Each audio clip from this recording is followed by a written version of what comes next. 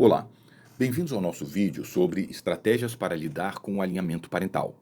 Hoje vamos explorar abordagens práticas e eficazes para enfrentar esse desafio complexo, focando no bem-estar da família e na melhoria das relações familiares. Vamos começar falando sobre a importância de criar um porto seguro na família. Esse ambiente seguro é crucial para que todos os membros possam expressar seus sentimentos abertamente. Pesquisas mostram que filhos em ambientes seguros têm melhor saúde mental e emocional. Por exemplo, um estudo recente mostrou que filhos que se sentem seguros para expressar suas emoções têm 30% menos probabilidade de desenvolver problemas de comportamento.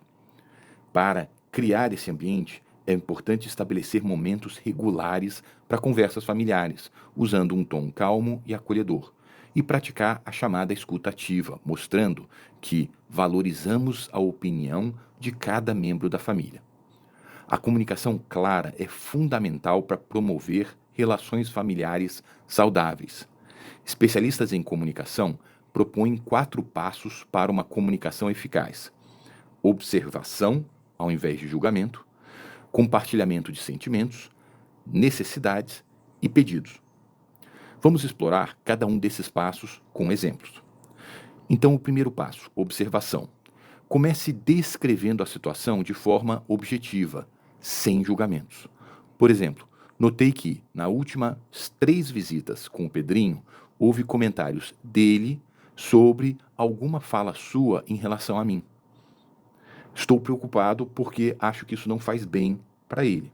Então, esta é uma observação. Segundo momento, sentimento. Expresse como você se sente em relação à situação observada, não em relação a outra pessoa, e não atribua intenções a outra pessoa. Apenas expresse como você se sente. Então é importante usar eu para assumir a responsabilidade por seus sentimentos. Por exemplo, eu me sinto preocupado e triste quando ouço esses comentários, pois temo que isso possa afetar o relacionamento do Pedrinho, tanto com você como comigo. E não vai fazer bem ao Pedrinho. Então, esse ponto é o ponto de sentimentos. O momento seguinte é o compartilhamento de necessidades. Identifique e comunique as suas necessidades relacionadas à situação. Por exemplo, eu preciso que o nosso filho tenha a oportunidade de desenvolver uma relação saudável e ter afeto tanto pela mãe como pelo pai. Isso é muito importante para ele e é muito importante que ele não se sinta pressionado ou dividido. E o último momento de uma comunicação eficaz consiste no pedido. Faça um pedido claro e específico, focado sempre em ações positivas. O comando é sempre positivo. Por exemplo, podemos fazer um acordo de fazer comentários construtivos apenas em relação ao outro na frente da criança, ou não fazermos comentário nenhum. Em vez disso, vamos conversar sobre as nossas preocupações diretamente um com o outro, ou, se for necessário, com um facilitador. Utilizando esses 4 passos, você pode transformar uma potencial situação de conflito em uma oportunidade de diálogo construtivo. Por exemplo, em vez de fazer um julgamento, você pode dizer: notei que às vezes há comentários que podem afetar a relação da criança comigo ou com você. Isso me preocupa porque é importante que o nosso filho tenha uma relação saudável com ambos os pais. E eu preciso que possamos criar um ambiente positivo para o Pedrinho. Podemos conversar sobre como expressar essas frustrações de uma maneira que não afete negativamente nosso filho. Colocamos aí os 4 componentes de comunicação em um bloco só. Bom, aí o pai pode dizer: mas e se ela sinalizar que tem o direito, e o Pedrinho também, de saber o que efetivamente se passa na vida dos pais? O que fazer quando, eventualmente, uma pessoa ainda insistir em determinados comportamentos alinhadores? Aí, nesse caso, a terapia familiar é uma ferramenta valiosa, né? A pessoa diz: não, eu tenho o direito de conversar com os meus filhos sobre o assunto que eu quiser e compartilhar com eles as causas do divórcio, me parece legítimo, eles precisam saber, dizia o pai ou a mãe. Nesse caso, depois de uma comunicação como vista na primeira parte desse vídeo, nós precisaríamos encaminhar para alguma forma de interação que seja assistida por alguém que domine técnica. Então, a terapia pode ser uma ferramenta valiosa.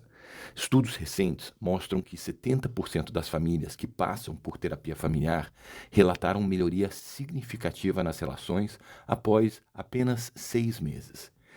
Então, o suporte psicológico individual para o filho também é muito importante. Técnicas como a terapia do jogo e terapia cognitiva comportamental para crianças têm mostrado resultados promissores.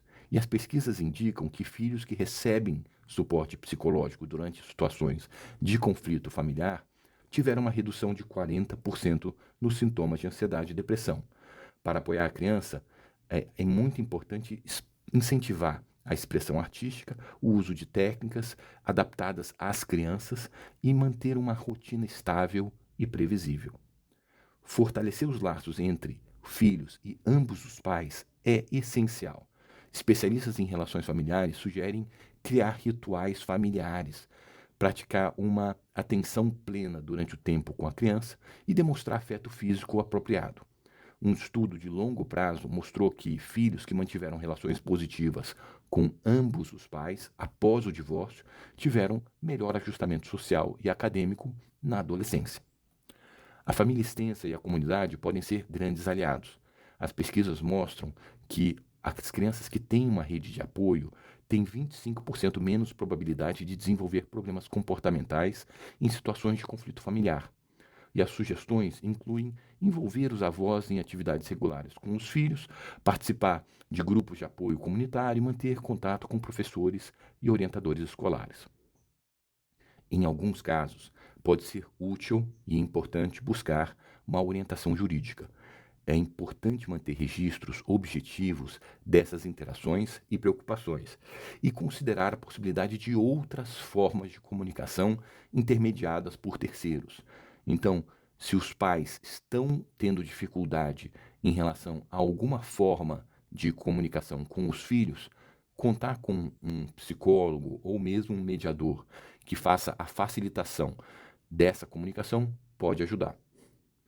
Lidar com desafios familiares requer paciência, dedicação e uma abordagem multifacetada.